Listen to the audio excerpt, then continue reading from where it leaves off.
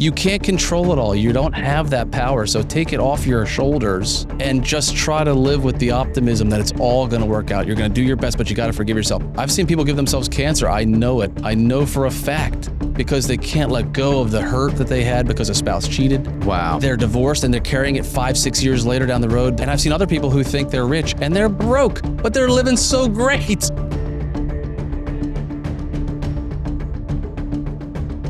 Welcome back to the Piece of Grit podcast. Today, following up another relationship special episode for all of our audience who is looking for a relationship, you're in a relationship, you're going through a hard time in a relationship. We have Alex Peterson in the studio today. We're going to be talking about all things his story, prenups, postnups, child care, or child custody battles, everything you can imagine he's done in his practice. So Alex, thank you so much for coming on the show, man. Thank you very much. Thank you very much. So I know a little bit about you and I want the audience to kind of get to know a little bit about you. Obviously you're in a very tough profession, I would say. I would imagine your day to day, you're dealing with a lot of heavy stuff consistently. What's the drive for getting into something like this for you specifically? So I was adopted at 5 by my stepfather. My biological father abandoned my mother and I when I was an infant. So I never met him. I don't know him. I don't know his name. And my adoption was wonderful. My dad is a wonderful man and his family was wonderful. They embraced me openly. They introduced me to Catholicism and they're just fantastic people.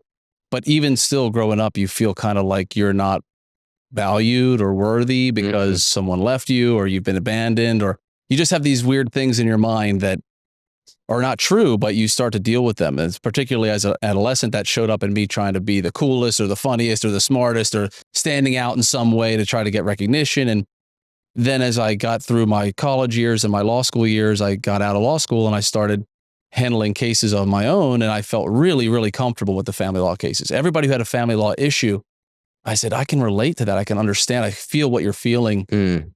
Whereas if I had a criminal case, I was like, oh, I'm going to screw this up. I hope this guy doesn't go to jail. It's be horrible, or a lemon law case where I said, I don't know what the heck I'm doing, but I never felt insecure or uncomfortable in family court or family court cases. And now it's just the whole reason I do what I do every day. Thankfully, God's blessed me. I really don't need to work anymore. I could just hang out, but I love it. I love helping people. And I love particularly helping great parents who want to protect their kids. Interesting. I would love to hear a little bit more about like your story and what led you down this path, like more in detail. Because I know we talked a little bit earlier, and Jamie too. Like we've had similar stories growing up, and I've always thought it was an interesting field, but I looked at it from a completely different way. Like I hated my child lawyer that was going through. So I'm just curious to know like what drove you to be where you are today. A lot of it's divinely inspired. I see you're wearing a cross. I'm an unapologetic Christian. And, it's just, there's so many things that happen in steps along the way when you look back that you think that couldn't have been chance. It just couldn't have been. One of my biggest testimonies is very fast forwarding down what you're asking. But I was running my practice. I really didn't know what I was doing about the business side, but I knew what I was doing on the law side. So I went to my wife and we had twin 2-year-olds at the time, maybe 3. And I was waiting tables at Chili's at night, trying to bootstrap my own law firm in a suit during the day and an apron at night. And I said, I don't know what the hell I'm doing with this business. I got to get some help. So I looked and I found an online coaching opportunity, and you had to fly to California to join. And it was all specifically for lawyers. And I had no doubt in my mind, we needed this. So she goes, listen, we're broke. If you want to put it on a credit card, just go ahead, I guess. It was like $2,500. And then I go, all right, well, I'm going to go out and look online. And it was the day after Christmas, I think of 2014. And apparently Delta had a glitch in their pricing matrix. So we got round trip tickets to Marina Del Rey, California for $70. Wow. Damn. Total, 2 of them, $35 each. Damn. And they honored the tickets. So for a 2-hour window, what are the odds that I would log in to book this flight that I couldn't afford for the 2 of us? But because of this blessing, now she and I go together, of course, being with me, learning, absorbing, soaking all this up for 3-day conference. She goes, we got to do this.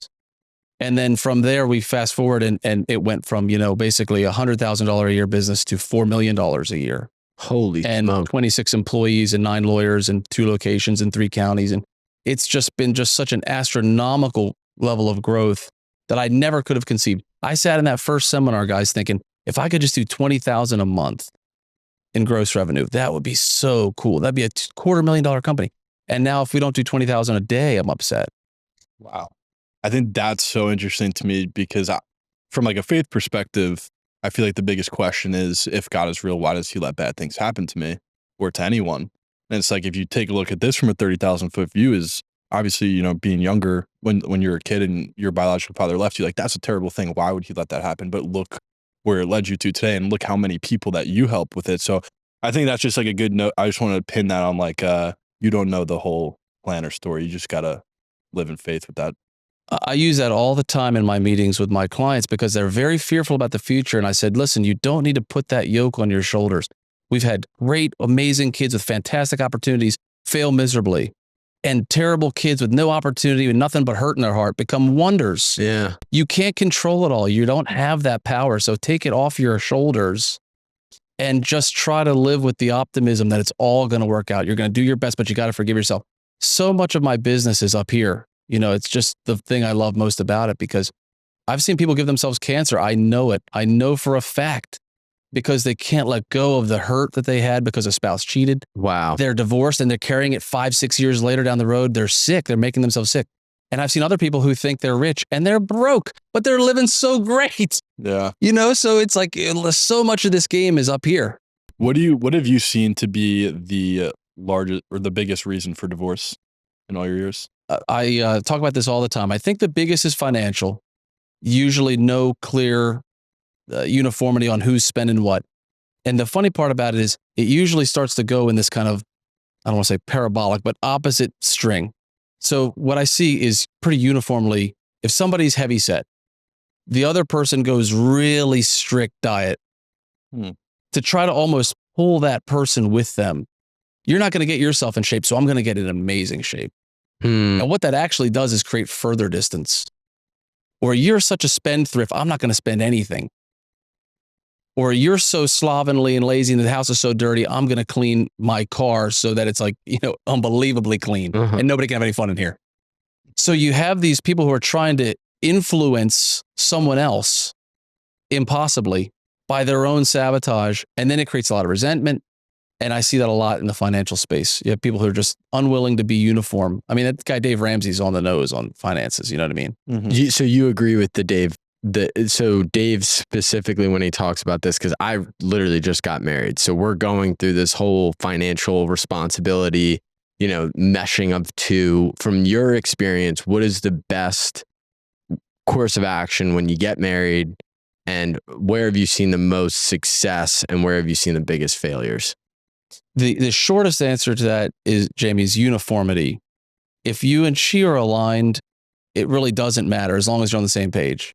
Some people are really heavily debt leveraged and they live really wonderful lives, but that's just what makes them happy and they know how to play that game. And there's a financial system that allows for that.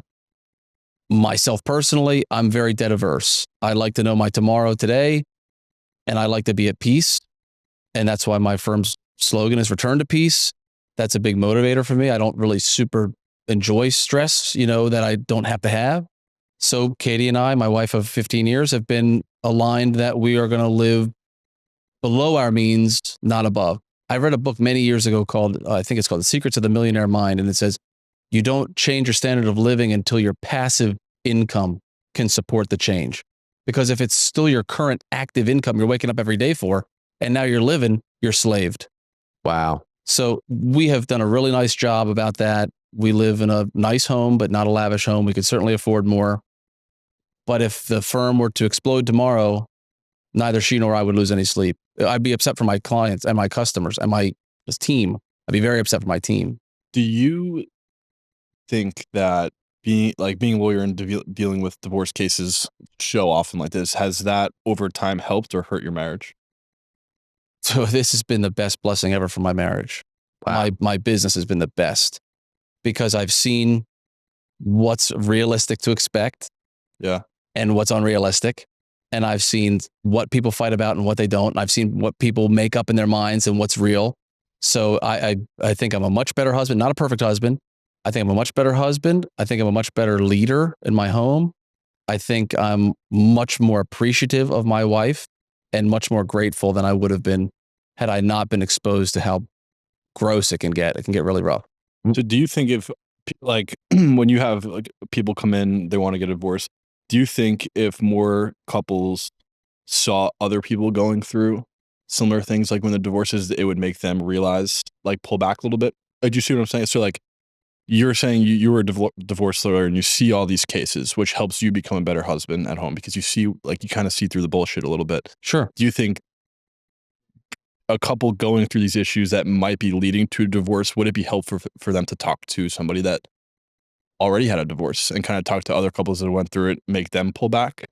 I think what you're getting to is is the grass greener? Yeah. I always tell people the biggest mistake they make is holding on too long. So believe it or not, I think people know pretty early. Yeah. Wow. The thing I love about my wife more than anything is her integrity. If she were starving on the street and you dropped a $50 bill out of your wallet and she was walking behind you, she'd snatch it up and give it to you. I know that about her. So that to me is everything. Like, that's just, I love her for that. I really, truly love her for that. So all the other stuff that's kind of insignificant or trivial is irrelevant, but I've known that about her from the beginning.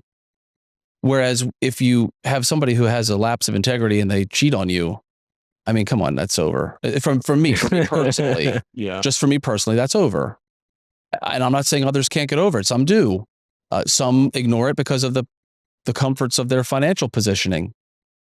Okay, that's perfectly fine, but that's not me. So it's a really beautiful business in the way that I will do my best to try to guide and provide insight and support and love and everything I can, but I understand fully I'm not living in their shoes. So it's a completely judgment-free environment. Yeah. You know what I mean? Yeah. And you said you're a Christian. Yes.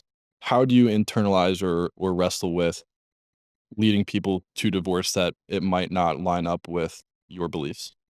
That's a great question. I'm a Christian in the way that in Matthew it says 3 words: God is love. Mhm. So I graduated from Ave Maria in 2012, which is a Catholic school, as you know, and I was representing same-sex couples at that time, particularly in adoptions, because I felt, hey, 2 parents who want to love a child, awesome, wonderful. Yeah. And I caught some heat from some of the alumnus of Ave Maria that was an inappropriate thing to do. Not the administration, not anyone in a position of power, but just alumnus were critiquing me for that. And I always thought that was total bullshit. You know what I mean? I was like, that's ridiculous. So I'm a Christian in the way that I listen to Jesus, what his direct message was. And he never said you can or can't divorce somebody because they mistreat you. He never said that. Yeah. You know, that's old school Bible stuff. Uh-huh. So I'm a Christian in that I follow Jesus, the one true king. You know what I mean? And I read a book that's just the quotes of Jesus more than I read the Bible, because he was a great guy. I mean, he was a really great guy. So I don't really have any kind of inner turmoil about that. I think if I had to describe myself, I'm the biggest champion for you that you'll ever encounter. I love you as a human and you so much that I would never tolerate what I see sometimes you tolerate. I would never do that. And I live that way myself. I think we need to all collectively hold ourselves to a higher standard and a higher regard. And that also means how we treat each other and we treat our spouses. Because this is going back, and forgive me if I'm too loquacious, guys. I can shut up and let you. No, I love it. Keep going. Okay. Yeah. One of the biggest things I see that really erodes a relationship, in addition to the lack of financial uniformity, is sarcasm. You know, you'll see like a sitcom all the time, or a cartoon like Family Guy or something, where the husband is always perpetually retarded and the wife is, you know, so much smarter and has to lead this guy by the nose and whatever. And there's all this banter sarcastically back and forth where they're just kind of picking at each other. That's so corrosive to a relationship. That is just pure poison. Because if I'm in a dinner date setting and we're going out with our respective wives, and I'm saying something negative about my wife, like she can't cook, even though she's a fantastic cook, that's so negative. That's so just toxic. I need to be her biggest cheerleader, and she should be mine. Because for anyone listening who's young, who's in their 20s or teens or just starting out on their life's journey, really, newsflash, and I wish somebody told me this, life is fucking rough. Yeah. Your parents are going to die. You're going to watch them die. Your kids are going to be rude to you. Let me just tell you all, as a dad of twin 13-year-olds, you're going to love your kids, but there are going to be days where you are really mad. Like, just what is this? So when you're going through life that is brutal at times and also extremely beautiful, but very brutal, if you don't have a person with you riding sidecar who's like, we got this, get out of that. Just get out of that. It's not worth it. It's never worth it. It's interesting that you say that, because I think being 25, 2 months married at this point, people would always ask me, like, why are you confident? Because I'll talk to 35-year-olds who are scared to get married. Like, I'm having to talk to guys of like, walk me through the mindset of like wanting to take this step. Wasn't logical. It wasn't like, oh, I'm at this stage in life where now it's time to go. But I had somebody at 19 when I had $2 in my pocket, like genuinely $2, and she would have to cover all the bills because she was the one that, or not all the bills, but all the date nights and this and that. And she did it without judgment. And she just loved me through it all, to now being in the position that I'm in when I come home and I'm like, hey, like, I don't know what the situation is going to be at the company tomorrow. Like, I'm really stressing out here. It's been the same person throughout. And I just have this feeling of like, she's been with me at this stage of my life, and she's here with me now, and we've been able to ride the storm. Where do you think it gets unrecoverable? Like, have you seen an example of a relationship that started out really good and then started to deteriorate over time? And what was the cause? Like, what was the causation in your mind? Oh man, there are millions. It's all super unique to the individual, right? Everybody has different standards for themselves. I'm a pretty proud guy, so for me, again, if somebody were unfaithful, it would be over. Yeah. No matter how wonderful my life was, I'd rather live in a shoebox with my pride. Yeah. So it depends on each person's kind of tolerance. But I will say, for whatever reason, most people tolerate more than they should for longer than they ought to. And it goes back to that kind of, it's difficult because it sounds like I'm being braggadocious or like hot shit, and I'm not. It's a level of self-respect where you can say to your spouse, I love you, and you have the right to say whatever you want, but you don't speak to me like that. I don't get spoken to the way you're speaking right now. So if you enjoy my company, that changes, or we depart. And I think that has to be mutual. If there's some method of my speech or conduct that my wife disapproves of, she has to tell me, and I have to respect it. I just owe her that as a human on earth, my absolute equal, as all of you are. And I think people, for whatever reason, we're so stupid as a race, like as a human race, we're so stupid. We just take for granted people that we know really closely, and we really cherish and value new people, which is so backwards. Or the same thing happens all the time, where if you have you have 1,000 positive experiences and one negative experience, you dwell on this negative, toxic flash in the pan of somebody cut you off and gave you the finger, when you had like 1,000 wonderful interactions with all these beautiful people leading up to that. Can't we focus on that? Yeah. So I think that hit on what you're saying, but I'm not entirely sure. No, entirely. Yeah. I always wonder when it comes to the future of this world that we're living in, and seeing so many people, like we just did a podcast with Chris about the attachment styles and, the different ways that people kind of go about a relationship. But coming back to the core foundation of, you get married to somebody and it's not working, and then being able to recognize that line that you're talking about. I struggled the most with the ability to draw a line where it's like, this is what I will take and this is what I won't take. And I'm just going to be, I was always afraid, even with my close relationships with my friends, I was fine to be walked over because it was a self-worth problem a little bit. It was like, oh, like I deserve that, or, oh, like this is what it is. And it was always a fear of, if I speak up for myself, I might lose that relationship. They might not like me anymore. They might not, whatever.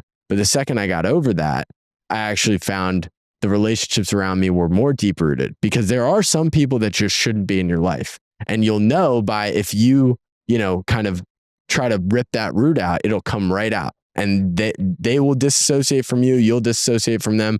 But some people, when you do step up to them and you do say, hey, I will not be spoken to like this, or I don't appreciate the way that you did X, Y, and Z, they will respect it, like you're saying. So it's just interesting to see that.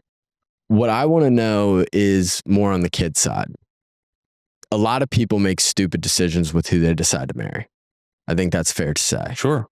It's one thing for that to be just between two stupid people, but then they bring an innocent child into the mix and do a lot of damage along the way. What have you seen? Like, what are some of the worst cases of that you've seen? Oh, gosh. I mean, we've had kids taken out of the country and hidden internationally. We have to get them back under the Hague Convention and hire private investigators and bounty hunters to retrieve them. What? I mean, yeah. That's insane. Yeah, that stuff is in federal court all the time. Yeah, this is like a real business. I mean, this is a real. There's a guy. Shout out to Cobra if he's watching. He's my bounty hunter. I love this guy.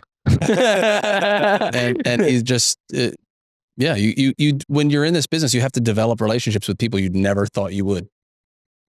So could you, without going into like, I know you have to be respectful of people's privacy. Could you explain this situation? Or like, this is more than one situation, but there's some in Uruguay. There was one in Italy. There's been several throughout the United States. We're trying to get one back right now from Indiana. I mean, it's all the time. What happens? People steal their children. There's a member of the Florida bar who was recently disbarred because she stole her 2 children. Her ex-husband will never see those kids again. She's somewhere in Eastern Europe. There are just countries. So when you're asking me what's the most extreme, this is the most extreme. They secret their children in places where they're not subject to the Hague Convention. The Hague is an international treaty that several countries have endorsed, and it's reciprocal, whereby if I give a court order to, let's say, Germany, Germany's court system will enforce it as a United States order as a joint member of the Hague, and they'll reflect that in their own judicial system and send the child back. Whereas if you're in Iran or Saudi Arabia or Afghanistan or even Romania and some other countries, they're not reciprocal endorsees of the Hague.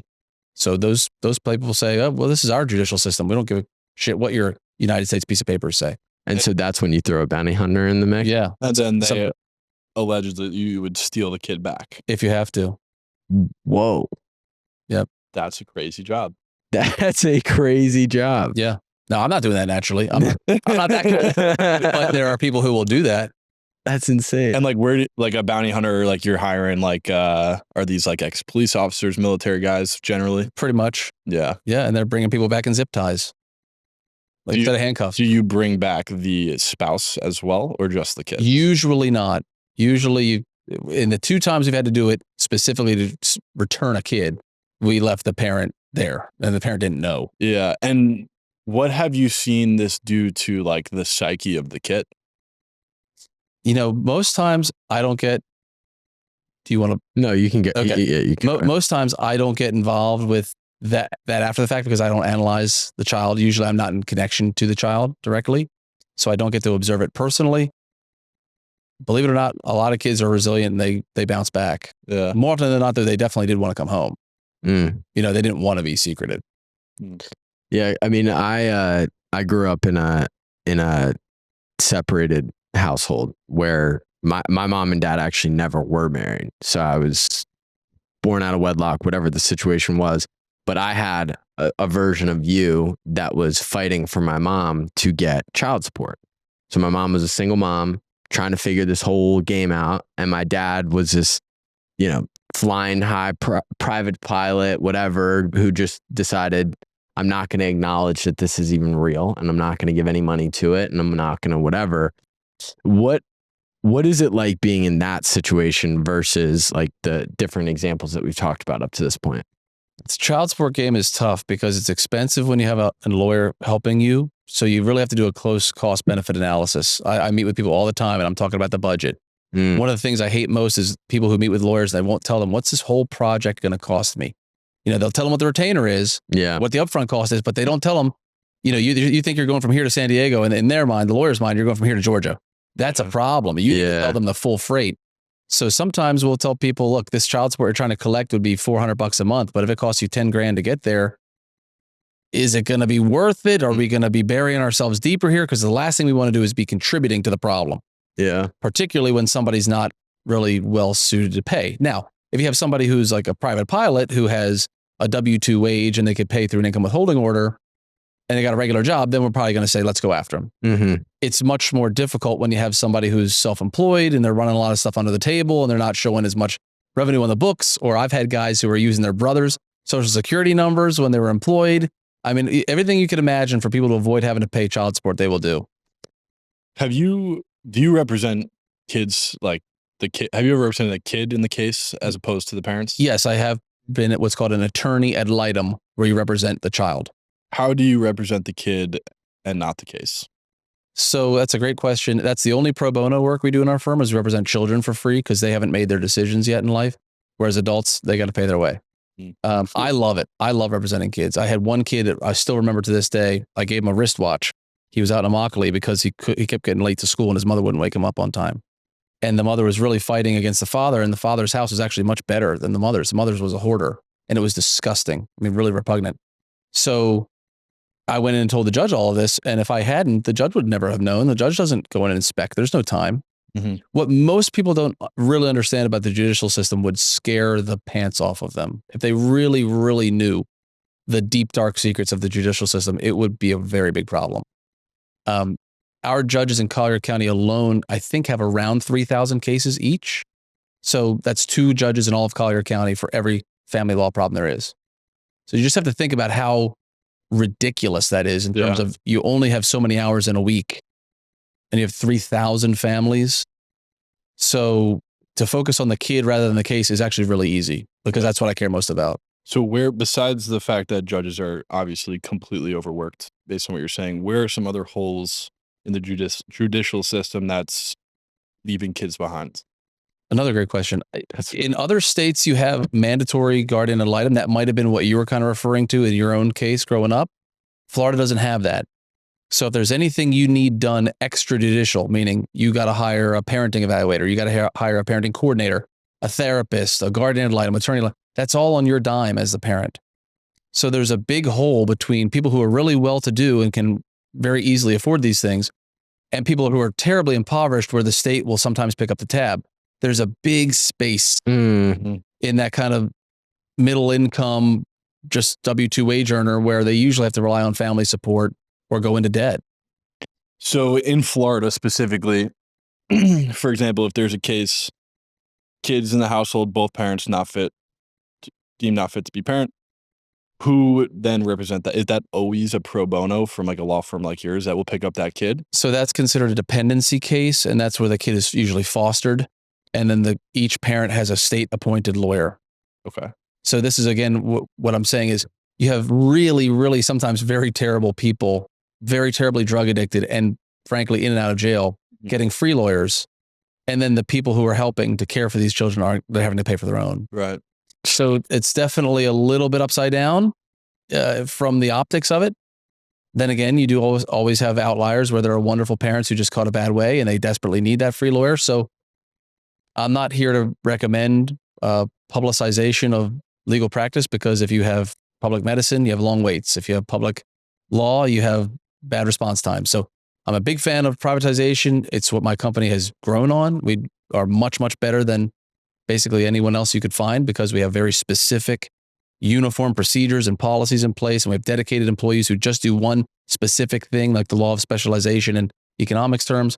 So I'm not here to promote and say there's got to be more public resource, but it is a little bit bizarre to me. I think there need to be more judges for sure. I think enabling private judges to do some work would be helpful, like private arbitrators. And then I think also if you had a mandatory guardian appointed in each case that was funded by the state, where they would go in and at least go to the people's homes and at least go to the school and see what the child's doing and what the child has to say, I think that would be a beneficial thing that would not be overly expensive. So we've talked a lot about, from a relationship side, the prevention. How do we not get to divorce? How can we avoid it? Like, what are some of the things that we can do there? Now I want to talk about the pre and the post nup and the. Actually, before we jump off this, then do you how do you handle children differently than you'll handle working with a parent? And like, do you find that kids are usually more receptive to you, or kind of that don't like you at first? Like, how does that look? What does it look like when you take on a kid?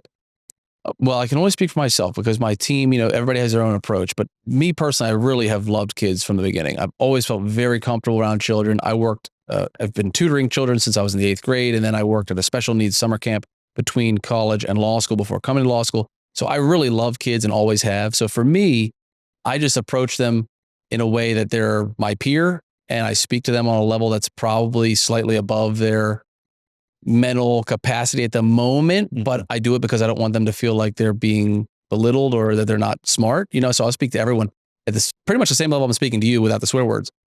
And I think they appreciate that. And I also really like to play games. So, when I have a kid and I'm like, hey, let's just go throw the football. And then it'll come out really organically. You know what I mean? So that to me is very, very easy. With adults, I'm kind of more rigid. I'm more like, I guess I'm less tolerant of the bullshit. Yeah. Do you find it difficult to get kids to believe that you're on their side? So particularly the teenagers, yeah. They'll be a little bit suspect. Some of them get disillusioned and go, what does it even matter?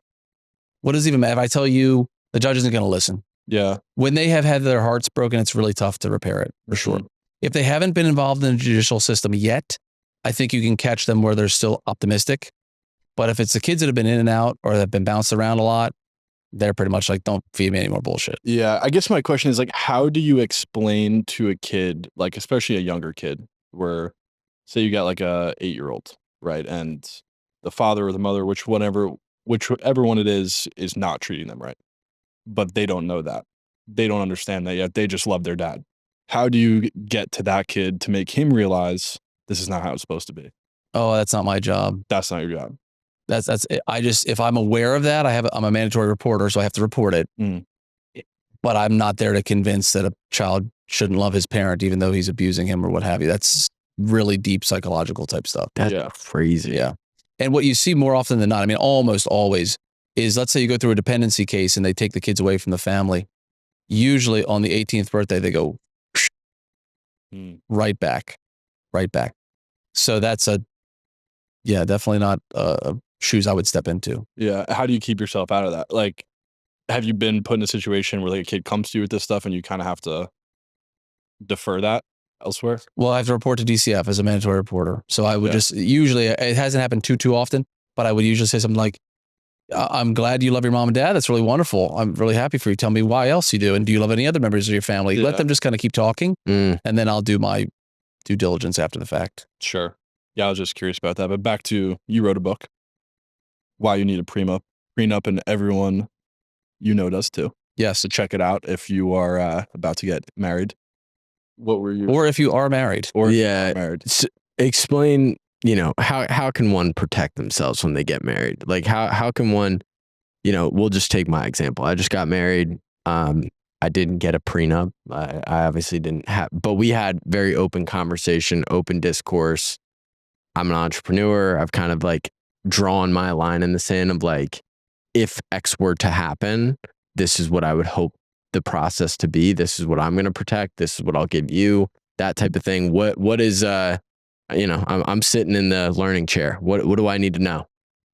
This is long form, right? So I can give you, go ahead. Give you a long answer. Yeah. One of my favorite parts of the Bible is render unto God what is God and under Caesar what is Caesar's.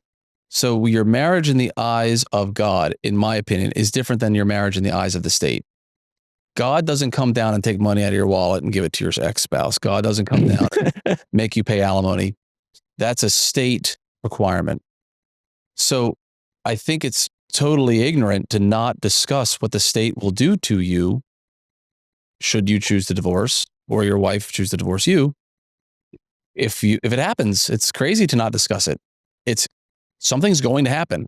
It's a total illusion to live in a way where you think, oh, well, just get married. And then if that ever happens, that's what'll be, what will be. No, that's not the case. What will be is already known. I can tell you right here today what the statutes will do to you. If you give me any future scenario, I will give you a reasonable expectation of what you're looking at. Therefore, you have the right, this unbelievable right, to rewrite the laws. You can write your own law vis-a-vis your own spouse. It's just, why wouldn't you? This pin is a libertarian pin. I'm a big believer that if the government is letting you make your own choices in your life, awesome. That's the best thing ever. Hands off. So why not have a conversation about what would happen if we were to build a massive company together versus if I build a massive company and you're at home? Is that a difference? Is there a difference in what happens? Should there be? Yep. We need to have a conversation about that. And if we're not aligned, that's a huge problem. Is there a method of reasonableness where you say, okay, the business does grow to a certain level, so then therefore you get X percentage. And if it reaches another level yet, you get a larger percentage because now there's more to go around.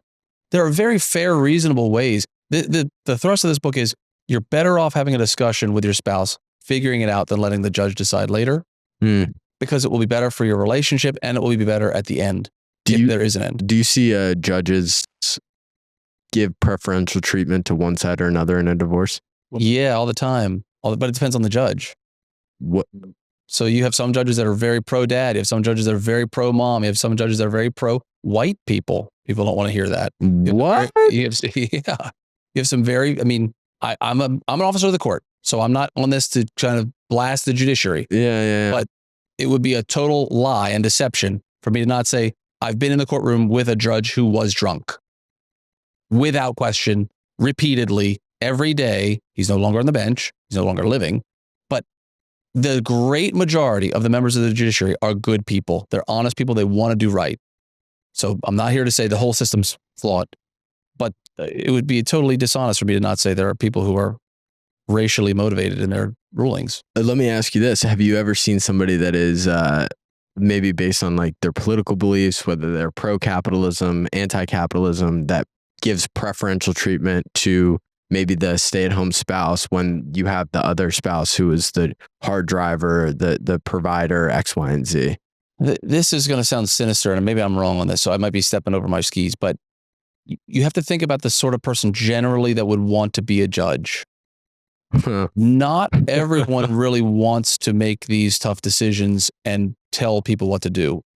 Yep. I personally would not really enjoy it. I would probably do it if I were called to try to help, as like a missionary type thing. If I had to serve my community, and there are some judges who do, really. There are some, in fact, I'm friends with one who's on the bench now who is perfectly well situated where he doesn't need to be a judge, but he's chosen it. That he's doing a great job. He's really well focused. And there are a number of great judges. But there are some others who are just there because their practices were failing and they wanted something new. There are some others who are there because they just think that they're smarter than the average person and they want to be able to tell them what to do and what not to do, So you're putting yourself in a really human environment. It's not like we go in front of an AI robot where we can tell you exactly what's going to happen. It's a very human. Whereas if you negotiate ahead of time and say this dollar amount results in this outcome, it's much cleaner. And the judges want it too, because like I said, you got 3,000 cases. So you think they want the cases coming in with a total mess, right, or the case coming in where they've already decided what they're going to do? Why do you think there's such a bad stigma on prenups? That's a great question. I've seen a lot of women feel like that you just can't give up your rights, but that's not the case. They're not giving up. It's what the state made is some fabricated thing. So let's just say, for example, you get married in Florida, then you move to Texas, and then you get divorced in Texas. The laws are totally different. But your marriage was exactly the same. The people aren't exactly the same. But if I were to move to Oklahoma, where, I don't know this to be true, but let's say Oklahoma had very favorable tax and alimony laws. So now you get less in Oklahoma than you would have in Florida, and that's fair? I mean, it's illogical. I think it's very emotionally driven. Yeah. I don't really know. Other than it's just not grounded in fact or reality. Yeah, definitely emotionally driven. I feel like when you hear prenup and like your first thought is like you're protecting yourself against like your wife or something. Yeah. Right. Well, newsflash, your wife is your biggest threat to your wealth. The divorce rate is 50%. So if I were to ask you what's the likelihood that you'll get divorced, are you married? No. Okay. And you're married. Yep. What's the likelihood do you believe that you'll get divorced? 50-50. There you go. Okay. So question. it takes a guy on camp. No. It's a very smart answer because the statistics are the statistic. Yeah. And what I include in my book is that the actual perception of, let's say, for example, I were to ask you, what's the likelihood that you would die of lung cancer? You might say 5%, right? And I don't know the numbers, but let's just say it's 7%.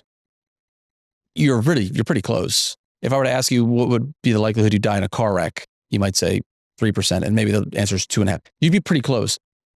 Same thing with heart disease, same thing with cancer of any type. But people so grossly underpredict their likelihood of getting divorced. They're off by magnitudes of like 10. They say, oh, I think I'm probably going to have 10 or 15%. No, the numbers are 50%. So you're way off. You're way, way, way, way off. So what can you do? You can be a hermit. You can be a priest, or you can date women and never marry, or you can get a prenuptial agreement, protect yourselves, both of you mutually, and get married. Yeah. And I think marriage is a beautiful thing. So how can you look at this practically? So you're a divorce lawyer. You've seen a lot of the bad on the back end, like why people are breaking up, how often, what are the causes, etc. How can you take this practically and say, okay, when I'm looking to choose who my spouse is going to be, what are some of the things that you think from your experience people should look for instead of looking for example, the hot girl that might be hard to get? Like what would you look for in your spouse? Man, that's That's a really great question. I think physical attraction and intimacy is very important. Mm-hmm. So don't get me wrong. I think it's very difficult to remain happily married to someone you don't find appealing. Yeah. So I think there has to be an element of that, no questions asked. But I think your circumstances and your life experience really change too, what you're looking for, Mm-hmm. If my wife were to leave me at 65, I might be happy to have anybody around who could help me. You know what I'm saying? Yeah. Maybe actually just nice to me. So my circumstances are a little bit different than when I'm 25 and I'm in my own mind a real catch. So it's so uniquely personal. Yeah. I think the best answer is each individual person should really be thinking, what am I looking for? What am I out here doing? Who am I? Who do I want to be with? And have a clear answer for yourself. So that way you can, when you encounter this person, hopefully you do, you know exactly what you're looking for. There's plenty of stories of people who've written out on a sheet of paper exactly what they want to find in a spouse. And then within like 3 months, they find this exact person. I'm a big believer of that. I'm sure you guys are too. And kind of what you put out to the universe, you get back. And that stuff is not hocus pocus. That stuff's real. I agree. I definitely agree. When you look at talking back through prenuptial agreements, how in your mind should a successful prenuptial agreement work between two people? Like what should you focus on? What should you decide on? What's the steps of service in your mind? Well, we have very, very clear kind of, what do we call buckets, division of assets and liabilities, alimony, estate planning, taxes, and attorney's fees. Those are the big five. They have to be addressed in every prenuptial.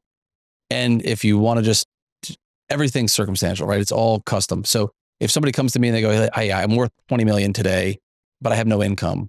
Well, alimony is not a big deal because there's no income, but the division of assets and liabilities is very important. Conversely, if somebody says, I just filed Chapter 13, my last company went under, but I'm doing great in my new venture and I'm making $1 million a year, alimony is a big problem, but division of assets is really not. Except for the other side, the person saying, well, I don't want any of that debt that's in bankruptcy right now. So every case is so uniquely personal, but they have to hit on those buckets in order for them to be valuable. This is why when we see people get like LegalZoom prenups, I just had one last week. Somebody came in and they had it, and they're going, lady, this is a mess. There's no clarification on this term. There's no definition of this. There's no explanation on this factor. So eventually robots will do it better, but not yet. Yeah. In divorces, I'm not sure if you know any like stats or whatever on this, but in divorces, typically, do you see in broken homes, kids do better with a single parent mother, single parent father?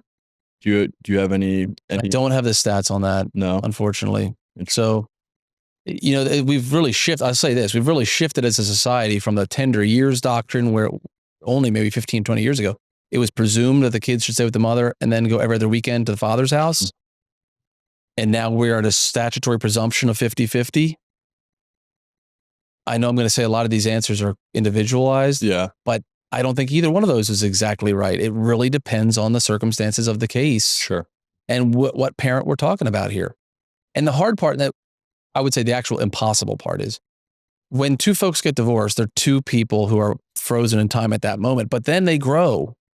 So maybe you have a dad who was kind of an absentee dad, but he's really, this divorce has woke him up and he's now ready to be a great dad. Maybe that happens. It does happen. Maybe conversely, you had a dad who was pretty involved and now he's got a girlfriend and he's not so interested anymore. So he was a great dad and we're going to give him a lot of time, but he's going to lose focus. That's not good. And the same is true on mom's side equally. So there's no way to possibly fix, if you will. It's just not. You have to, I think that's why you have to have a faith that you're doing the right thing by your kids, and your kids have to have a faith that they're going to be okay. It's just impossible to fix. Yeah. I mean, it's so interesting when we're talking about a subject like this, because everybody has their own personal experience with it. Like, I grew up in a single mom household. Like that's all I knew. Have you met with like kids that have gone through this and like seen them throughout the years as they, develop, or like, do you get called back in certain cases to reassess something? Or no, not so much. Usually, unfortunately, I'm kind of transactional. Yeah. I meet with them when I meet with them, and then unfortunately they just kind of drift into the ocean. Interesting. Do you have to be that way mentally? Right? I think you have to be that way to grow at the rate we've been growing. Yeah. Because I'm really careful with my time. Very possessive of my time because it's very easily consumed. Yeah. Have you had a specific case that you might have gotten too emotionally invested in? No, I wouldn't say. I mean, I'm really heavily invested in all my clients. I want the best for them, but I'm very quick to say, if this is no longer working, you have to depart. Yeah. It became very clear early on, and this is a little bit of a detraction, but stay with me. It became very clear early on that the firms that do a good job are the ones who charge and collect. And the firms that let people down most are the ones who don't bill appropriately because they're just not careful with their time. So they're being pulled in multiple different directions, and they're letting go of things that really are a priority and should be, but they're holding on to these other cases that no one's paying them on any longer, but they're just feeling like they're invested. So I made a really early decision that, unfortunate as it may sound, the litmus test of whether or not you as the client are invested in this is the payment. If you're not invested in it, absolutely, I can't be invested in it because other people are willing to invest. It's not perfect, but it's the only mechanism we have to make quantifiable our time. And I think that's a good lesson for the entrepreneurs that are listening. Big time. Because it's not just in legal, like we go through it in our business. And I know a lot of people go through it in their business where they feel emotionally connected to a project, and then they take their eye off the ball of the actual money of the project. And they get very focused on the moral thing to do or whatever the situation is. And you can't service that well. Like, you can't service that way at all. Really. And you can't build a team. My team is fantastic. I mean, I'm not joking. We have the best team in all of South Florida in this space. It's not even close. I have lawyers that would just blow your mind of how skilled they are. I have lawyers who've represented professional athletes in other states. And I mean, they're just phenomenal people and lawyers. I could never have built that team if I were trying to do it on a shoestring budget. Never would have happened. Yeah. And I can't grow and do things like this that I'm doing with you, fine fellas, because I'd be back slaving away at the shop, making sure everything is just so. But I have a team now that's doing all that and making sure everything is just so. So it's easy to not get too invested when you make it clear that, unfortunately, the dollars and cents are what decide what I get invested in, what I don't. How do you not, like, so you've explained that you don't really get too emotionally invested, but me and you had a conversation when we first met over the phone. You're very protective over your time with your family. So you have a very good, like, just from the media assessment, a good indication of work, life, like very clear line in the sand. Obviously, with what you do, it's probably very easy to try to just disconnect from it from time to time. How did you learn that? Was there times in your firm where you kind of work did consume your entire life, and how did you kind of rebalance? Or yeah, Jamie, I'm really glad you asked me that question, because everything comes in seasons. Work-life balance is not a day or week analysis. It's a lifetime analysis. So from when my kids were probably 2 or so, maybe 3 to like 5, I might have seen them 5 to 6 hours a week. Yeah. I mean, I was working my ever loving ass off. I was laying on a yoga mat on the floor in my law firm, working on files. I was getting up at 4:30 to clear some emails, to go back to sleep from 6 to 7, to get up again at 7. I mean, I was doing like 14, 15-hour days every day of the week, 7 days a week, because I had 2 lawyers who were with me, and then they both bailed. One I had to get rid of because he brought a firearm to the office. Another person had health issues. So I took on basically 135 cases for one guy, which is not healthy and not good for the clients, but I wasn't going to let him down. So it was a terrible time. It was a terrible, terrible, terrible time in terms of work-life balance. But I've always been a bit of an extremist in that, like I was telling you before the show, I don't eat on Fridays, but I eat a lot the other days of the week. Yeah. So I like to feast famine my whole life. You know what I mean? So I worked my just absolute ass off in my 20s and early 30s. And now I'm 38 and I can go to Europe for 5 weeks in a year. You know what I mean? And I can work really, really hard on a Saturday if I want to, and then goof around on a Monday if I want to. You know what I'm saying? So, and then your business will hail you back in where there are times you need to replace a person who is really pivotal, or you are going to do some new project you're building and expanding, and now it's going to redemand your time. I think that answered your question. Yeah. I even want to go a little further on it because this is obviously an entrepreneur show and you have a lot of like pride in your business. And I really respect that.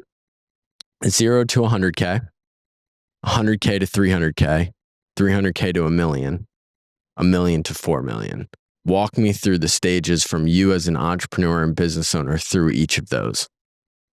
The 0 to 100,000, you're talking gross revenue. Yep. 0 to 100,000 was just, unfortunately, to the average person listening to this who's not a lawyer, you don't have the benefit of the restriction on your employment competitors. Like if you guys wanted to start a competing law firm tomorrow and you don't have a law degree and you don't have a college degree, you're 8 years away and hundreds of thousands of dollars from competing with me. So it's a little bit skewed. The numbers are skewed. It's unfair to the consumer. And I'll be the first to admit that as a libertarian. If we had a free market in legal services, they'd be way cheaper. And there'd be a lot more competition. And any lawyer who doesn't understand and appreciate that is fooling themselves with egotism. So I had a little bit of a benefit that getting to 100,000 in my particular industry wasn't all that hard. Yeah. You'd have some referrals from some I basically did lunches with everyone in this space who was beyond me and ahead of me and said, give me your scraps. If you got a client you don't hate dealing with, or you got a client who's come back 6 times and you're done with them, or you got a client that you just don't have time for, send it to me and I'll clean it up and I'll tell them how great you are. The whole Yeah. And that worked really well to get me off the ground. Then to go from 100 or 150 to maybe 250 or 500, it was more getting stuff off my plate, like hiring the lowest level help I could, like a person to manage my calendar and a person to maybe do some intake, not a lawyer yet, because that's the most expensive part of my team. So I built from the bottom to get myself where I had some more free time, because at this stage in let me slow down. So that was 0 to 100 or 150. Then from 150 to 250 or 500 was bringing in the right people at the bottom in terms of salary. So that way I didn't have to be too leveraged. And then I could go out and do more networking, because a lot of people will experience, and probably you guys have experienced this. You have this feast and famine marketing approach when you're a solo or when you're starting out. Oh yeah. You go out and you hustle and you get a whole bunch of water in a bucket. And then you go, damn, this bucket is heavy. I've got to bring this home and start drinking it. And then by the time it's like halfway gone, you're going, there's no more water filling in this bucket. I got to go back out there and go get some more water. You start freaking out because the bucket's half empty. So you're doing this parabolic, cyanide wave of feast and famine of marketing. So it was right around then when I said, I got to just be marketing constantly. So I need some people to come in and handle the production. Like I need to be able to, first of all, I had to take my name off the company. It was no longer Peterson Family Law. It had to be Family First Legal Group. To that, now nobody's asking for me. They're asking for the firm. Yeah. And I need to offload some of the production, some of the legal work to true lawyers and paralegals. And that's, once I was able to do that around the $1 million mark, that was when I was able to bump up to the next couple pretty quickly. That makes total sense. Cause we're right under that $1 million mark. Like we're knocking on the door. And the biggest part of that transition is that feast or famine. We'll go through a month where we'll bring in the world in terms of business. And then you focus on servicing and then hiring the right pieces. And then all of a sudden you turn around and you're like, well's dry. Let's go do this all over again. And it's just this constant, you know what I mean? What was, I'm interested. So for you, networking was the way that you got most of your business. Was there any like strategies the bigger you got to get new business? Yeah, pretty much every level we strap on new marketing channels. So we have a podcast as well. It's called the Florida Family Law Podcast. I just did that last year or two to add a whole bunch of resources for clients and interviews with other people that connect to my business. So now I can tell my clients, oh, you need a parenting evaluation. Go learn and listen what that even is on my podcast. Very cool. So now they don't have to pay a lawyer to tell them and teach them. They can go do it for free. That's really cool. So we're continuing to evolve and provide more better service. But after the networking, we kind of moved into, we had a newsletter, which I still do, that goes out to now around 5,000 people a month. We have the books, as you've seen here. I have another book about child custody. Let's see. We have referral gifts. We're big on gifting, very big on gifting. If somebody treats you well, you got to treat them well. Mm-hmm. I'm sure there are others that I'm not thinking about. Oh, of course, Facebook posts and LinkedIn and Twitter and those sorts of things. So yeah, I think every level you have to strap on a new marketing channel because you have more people to help. Yeah. Interesting. Very cool. And also paid for the law firm. You do Google paid ads? You have to do. Yeah. Okay. So you do Google ads? Yes. Very cool. And LSAs, yeah. To bring it back to what you do as a lawyer, to wrap it up, my final question for you is there anything specific that yields the highest ROI to save a marriage, prevent a divorce? That could go a couple different ways. The first thing I'd say is it's psychological. If you truly appreciate how, I don't know if this is going to sound inappropriate. If you're just a pure pragmatist and you just think, I'm going to lose half of everything and I'm going to have to go back out in the dating market and figure this out, is that really worth it? That's so true. And then you start thinking to yourself, do I have a person with me here who I love and I'm attracted to and I trust is a good person? Yeah. Then I just need to make that work. I need to appreciate this person and love this person and make that work because we're all flawed human beings. There's no person out there who's going to just like sit here and be this magical unicorn for you. It's not going to happen. And if it is, it won't last. We're all aging rapidly. Yeah. So, even if it's just purely carnal, it's going to dissipate. So I would say it's a function of appreciating how valuable it is that you have somebody who will be with you. I think this is the long-winded way of what I was trying to get to.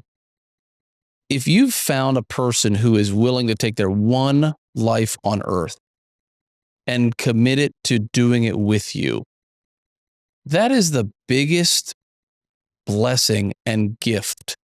That's the most generous gift that you could possibly think of. I'm so selfish of my time and so possessive of my time, but my wife will give freely her finite time on earth to be with me. What a generous and beautiful thing. Yeah. And if I don't appreciate that in its truest, sincerest sense, I'm not doing it justice. Mm. So I think you have to have the perspective of that has to be the preliminary to save a marriage, so to speak. But then the second thing is you just, whatever you do as you evolve as a spouse, there are some things that you can improve upon. So for me, I was pretty frugal and pretty stingy when we first got married because I was bootstrapping it. I was driving a damn scooter all through law school because I couldn't afford a car. As I was working tables at Chili's and working at the YMCA as a personal trainer. And people were coming up to law school in BMWs and Mercedes, especially down here, as you know.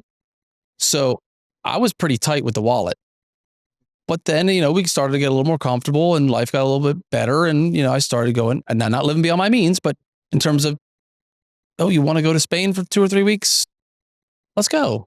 Right? I'm sure am I going to have a heart attack when I see the bill when it comes in? Maybe. but eventually that waxes and wanes too. And now that becomes relative. But you have to grow and evolve and decide, where am I going to loosen up? Right? You can't be so loose that you don't have leadership. I think that's one thing we haven't really touched on, which it's politically incorrect to say it, but I do think the male plays a role of leadership in the family. Yeah. I think it's very important. And it has to be positive. You can't be a leader who says, let's get loaded all the time and then neglect our kids. Right. Yeah. But there has to be a leadership. I do see a lot of relationships get lost when there's no leader in the male role. Yeah. I have seen a lot of relationships get lost. But at the same time, you do have to have occasional flexibility. And just because we're on a podcast where I get a chance to say this, don't let your wife or make your wife have to choose everything. That's the worst. That's so true. Women hate really to be wrong. They're much harder on themselves unfairly. So if they make a decision that's incorrect, objectively incorrect, like if they pick a restaurant where the service was terrible and the food was awful, and they picked it, they're going to really torture themselves the whole way home and probably all night. They won't sleep. But if you pick the dumper restaurant, she'll laugh it off and forgive you the first 10 minutes after you leave. Yep. It was a fun experience and you guys got to, mess around and whatever. That's important to keep in mind, because if she says, where do you want to eat tonight? Don't go, I don't care, wherever you want. Just pick a damn place. Go somewhere. Yeah. You know what I mean? Be the one to stick your neck out. And if you make a decision, own it. If it was wrong, you know what I mean? Never throw that back on her. Women are really uncomfortable being wrong. It's an accountability thing from a man's side, though. Yes. Like, I think take ownership. Yeah. I think men, especially like just culturally right now, they're almost like trying to like sell off responsibility. Like they're like, I don't want to deal with this, so I'm going to get a wife so that she can make decisions for me. Like it's that type of mindset, at least. Okay. And I think most of the time men would do really well by just taking accountability for their actions and also being decisive. I think a lot of people just get stuck in the thinking and not in the action. And what you're saying is so funny because it's so true. Like the idea of like, hey, what do you want to do tonight? Make the damn decision, because you will sit there in deliberation for probably an hour and a half if you let her decide. And then everybody's frustrated. And then they're mad at you. Yeah. We're going bowling. Yep. Or better yet, I'm going bowling. If you'd like to come with me, I'll be in the car for the next spot. and she can choose if she wants to come. And no disrespect to any woman watching or listening, but I would bet pretty good money she'll show up to that car. Yep. I would agree. And you guys will have a nice time. It's just it's an interesting dynamic. I'm not here to say that it's easy. Yeah. A healthy marriage or healthy relationship. It's tough. It does take some work. But when you have the right perspective and you think about it, you really think about why you're doing it and the beauty that is involved with the intimacy of man and woman and how it creates life. I mean, come on, that's an unbelievable thing. Yeah. It's such and in my instance, 2 lives at one time. My wife made twins. She's a superhero. That's like alien shit. Yeah. It's amazing. Yeah. So I'm never going to just let that escape from my mind that she's not a superhero. I have to make it work. And so I think to your point of what can save a relationship, I think it's getting out early, having a discussion about very important and mature things like finances, like children, like where you're going to live, like how we treat each other. You have to have that level of maturity or you're destined for some really bumpy roads. Yeah. That's awesome. Where, for those listening, where can they find you and how can people support you? Our website is familyfirstlegalgroup.com, all spelled out, familyfirst, F-I-R-S-T, legalgroup.com. The books are free on the website, so download those for sure. And the podcast is the Florida Family Law Podcast. And we service all of Southwest Florida, Collier, Lee, and Charlotte. Very cool. Dude, thank you so much for coming on. This is an incredible episode. Yeah. I'm glad you say that. Thank you, man. Thank you, guys. See you guys in the next one.